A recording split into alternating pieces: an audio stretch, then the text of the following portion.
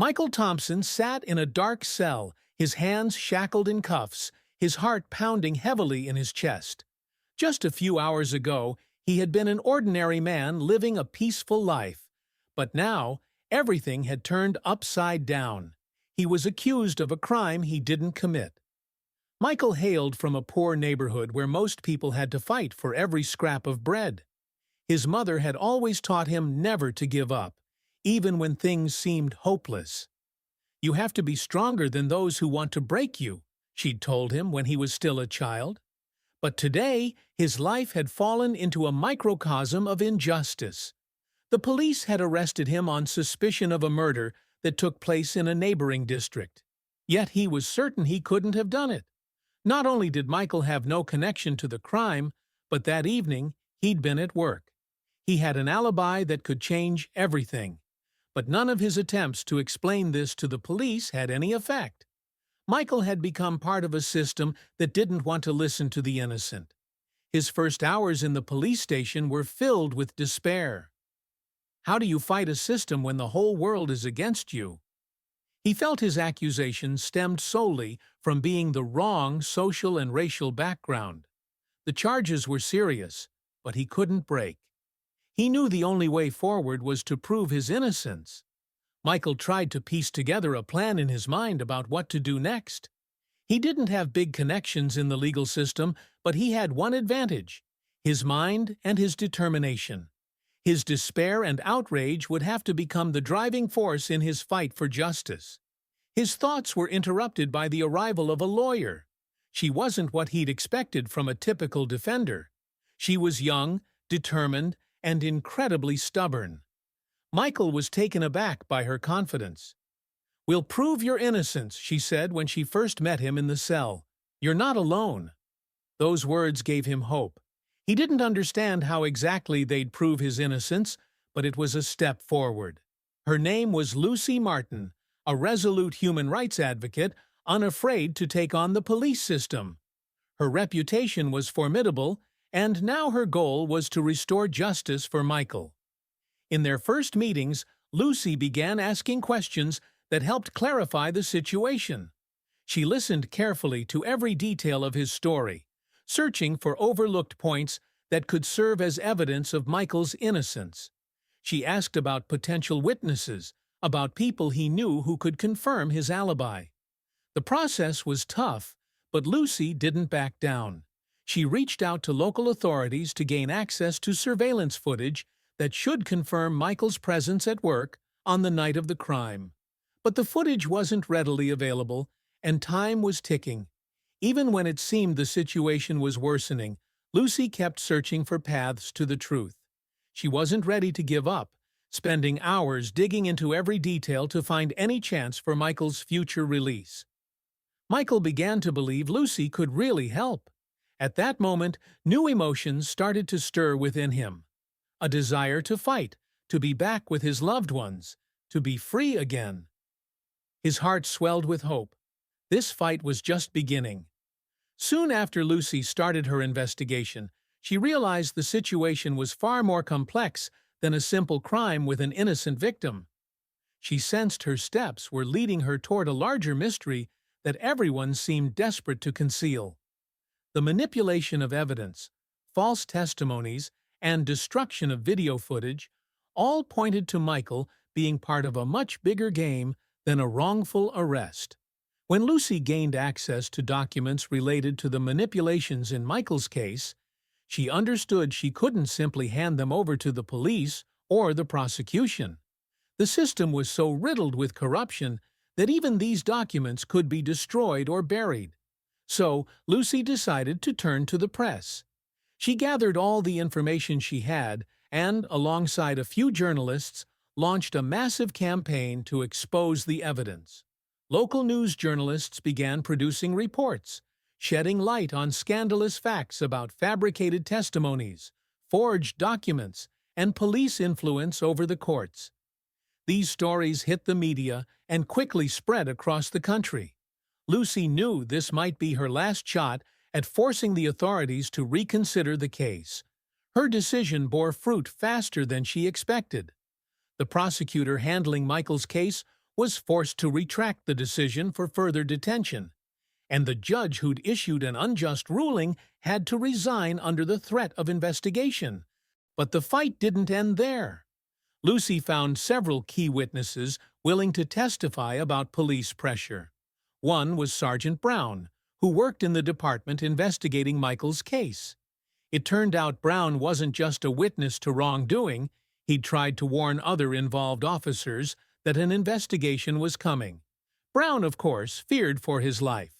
Such accusations could ruin his career, but Lucy eventually convinced him to testify. "They shouldn't get away with this," he said in one interview. As Michael's case gained publicity, other investigations into local police corruption began. It became clear these practices were part of a larger scheme, extending beyond local precincts to higher levels of the justice system. By exposing these corrupt ties, Lucy was certain she could turn the case around, but it meant she herself might face danger. Even before Michael's trial and the numerous investigations began, Lucy started receiving threats. At first, they were anonymous calls, then letters promising physical harm. Someone even tried to ram her car in a parking lot, but Lucy dodged it in time. These incidents only fueled her resolve. She felt now, more than ever, it was critical to push forward. Meanwhile, Michael began to feel his chance at justice becoming real. Though still in custody, the media coverage and public pressure forced authorities to revisit his case. But at the trial's outset, a new twist emerged. Lucy received anonymous information that one of the judges set to hear Michael's case, Judge James Norton, was in corrupt ties with the police who'd investigated it. Norton was part of the same network propping up police corruption schemes, with close connections to Detective Collins, and even taking bribes to close cases against cops or issue wrongful verdicts.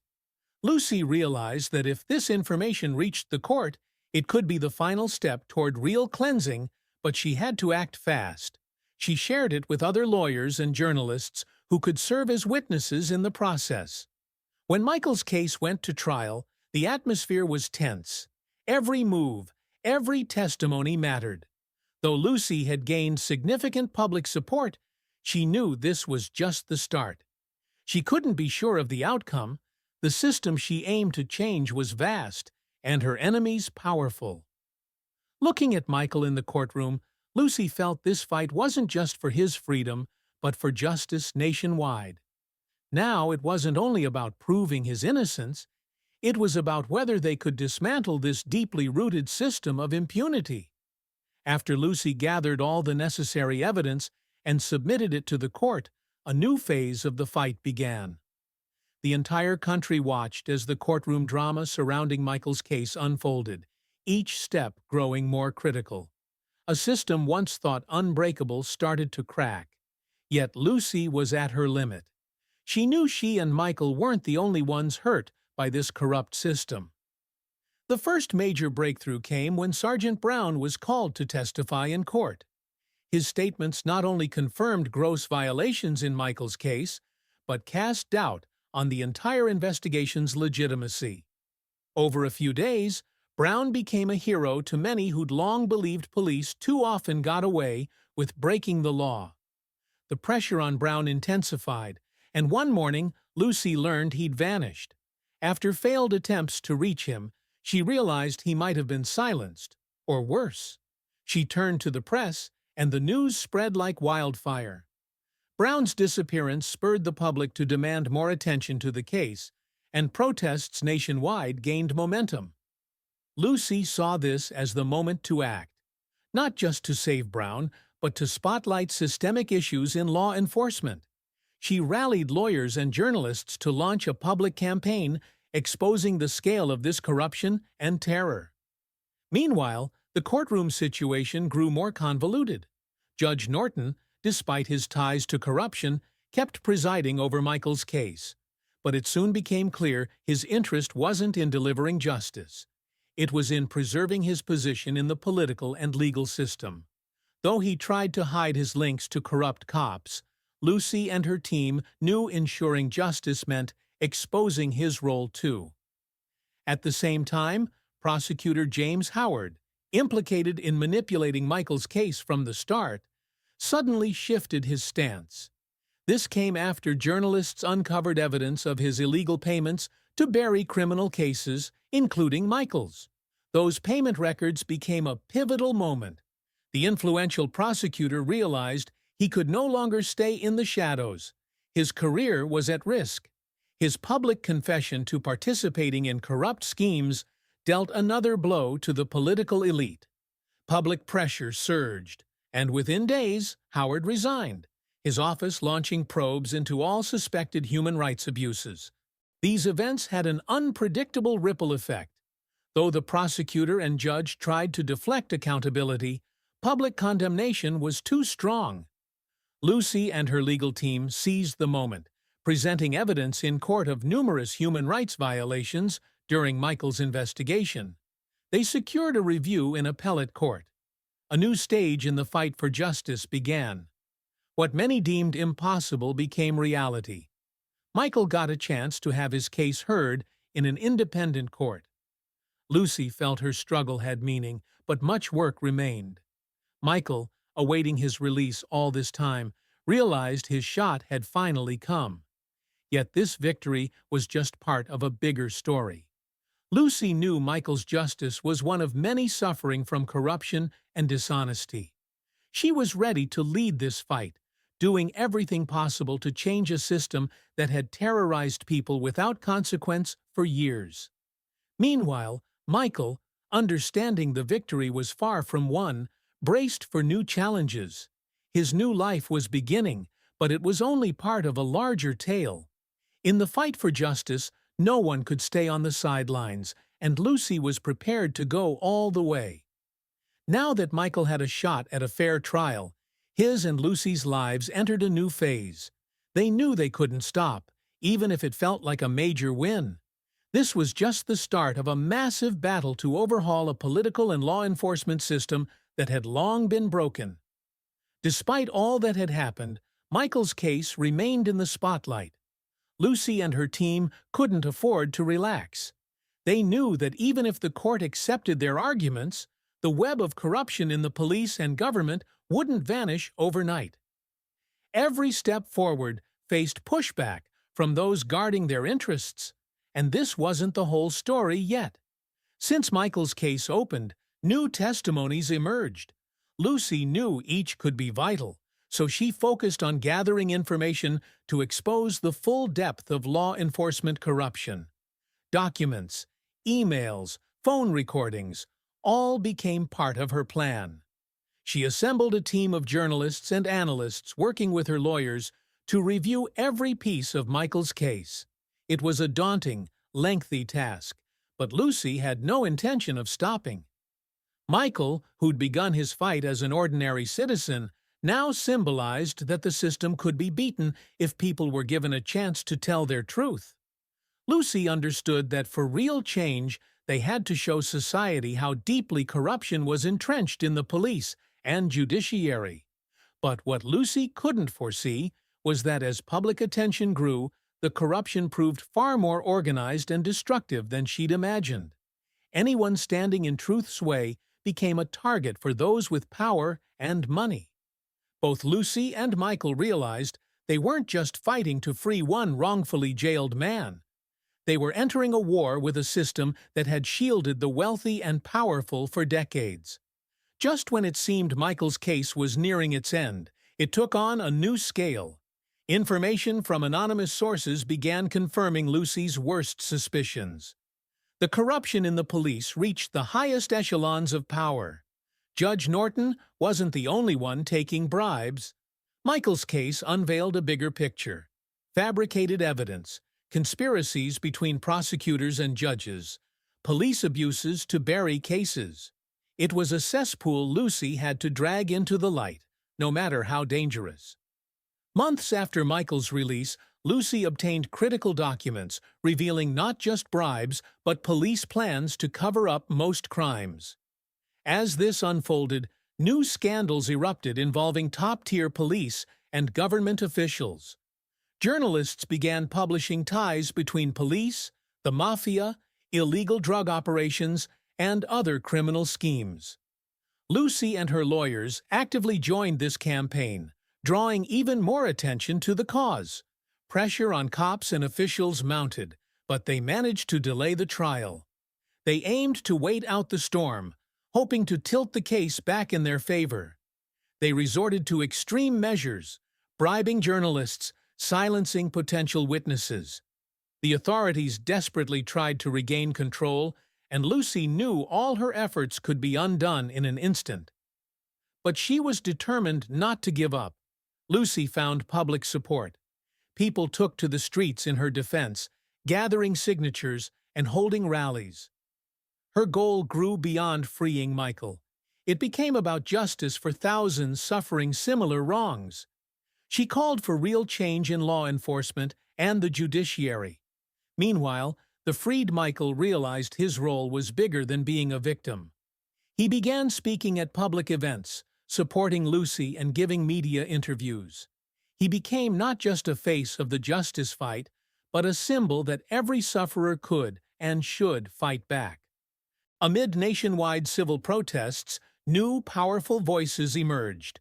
Groups of lawyers, activists, and ordinary citizens who'd once been police victims joined the struggle. Marches in various cities swelled. These actions didn't go unnoticed. A critical mass was forming, capable of forcing systemic change. After months of battle, justice prevailed.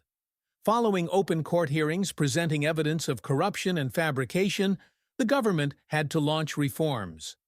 High-ranking officials, untouchable yesterday, were sacked and investigated. The police system was partially overhauled, and new laws banning evidence tampering and bolstering lawyer rights took effect. Michael received compensation for his years of wrongful imprisonment, and Lucy became a human rights icon. They proved that even a seemingly hopeless fight could lead to change if you endure to the end. All those who'd suffered under this corrupt system saw justice was attainable and worth every day of struggle. Yet Lucy and Michael had much work ahead. As they'd learned, each step brought them closer to the change they sought, and together they became symbols of hope for many. Continuation, a larger fight. Lucy decided to press on, undeterred by obstacles. She began exploring other cases with similar patterns and soon uncovered a staggering picture. It was a systemic approach, targeting discrimination and leveraging power to bolster corrupt cops. Michael was just one piece of a vast scheme where countless innocents faced injustice. One such case, Lucy discovered, involved Jeffrey Lind, another man suspected of crimes he never committed. Like Michael, Jeffrey was African American, and his case hadn't gained proper public attention. Lucy found that Detective Collins and his team treated it as another way to feed their ambitions and enrich themselves by rigging outcomes. Gathering data on several similar cases, Lucy realized this was about power abuse, a lack of justice, and a deep corrupt network influencing arrests and trials. All these people were victims of a system that didn't even let them dream of a fair shot. This new approach quickly bore fruit. Lucy connected with other activists experienced in fighting police and judicial corruption. They planned to use Michael's case and others as a model, elevating it to a higher level to force public focus on the issue. But the fight wasn't easy. Lucy kept facing resistance. The police tried erasing all traces of falsification, new searches, audits, even witness intimidation. This wasn't just a battle for Michael's innocence anymore. It was a war with a massive institution ready to do anything to preserve its impunity. In his cell, Michael increasingly felt part of something bigger than his own story. This was a fight for justice, for ensuring system-perpetrated crimes no longer went unpunished. Yet hopelessness sometimes gripped him, wondering if he'd escape this grim fate. A real challenge for Lucy came when she received an anonymous call from someone claiming to be a police insider with game-changing information. Calling himself Michael Stewart, He detailed serious violations during Michael's investigation. He revealed Detective Collins not only influenced local businesses, but certain judges who could issue wrongful verdicts. These ties let them manipulate case outcomes in their favor. "Lucy, you need to know they won't stop. They've got huge backing," he warned. This call was a major turning point. Lucy had to operate on the edge of legality, using every avenue to expose the corruption and fake evidence. She reached out to human rights groups, publicized the info, and began fighting to reveal the full picture. Meanwhile, Michael felt more entangled in a vast conspiracy, less certain he'd ever break free. After months of grueling effort, Lucy and her allies accessed documents proving police wrongdoing. These became the starting point for court and prosecution appeals. It was Michael's chance to prove his innocence and bring this story to light. But the fight didn't end there. Lucy knew even with this evidence, they'd face fierce opposition. Restoring justice was just the beginning, not the end of their struggle.